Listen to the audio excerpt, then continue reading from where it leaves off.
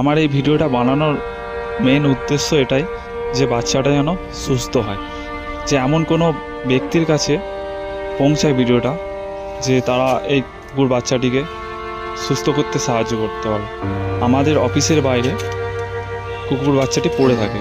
বাচ্চাটি অ্যাক্সিডেন্ট হয়নি, বাচ্চাটি মনে হয় পা দুটো প্যারালাইজ হয়ে গেছে পেছন সাইডটা। আমি ডিউটি ঢুকে সকালবেলা দেখি কুকুর বাচ্চাটি জলে ভিজে পড়ে আছে। সারা রাত যে বৃষ্টি হয়েছে সেটা পুরোটাই বৃষ্টিতে ভিজেছে বাচ্চাটা। তো আমি বাচ্চাটাকে তুলে নিয়ে আসি, নিয়ে এসে পরিষ্কার করে কাপড় মুড়ি দিয়ে রাখি। আমি ভাবলাম হয়তো আর বাচ্চাটা বাঁচবে না, কারণ বাচ্চাটা শুধু হাঁ করছে, চোখ ফোক বুঝিয়েছিল, কোনো সাড়া করছিল না।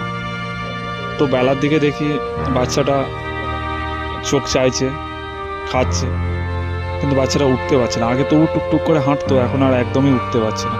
তো আমার একদিন ছাড়া ছাড়া ডিউটি,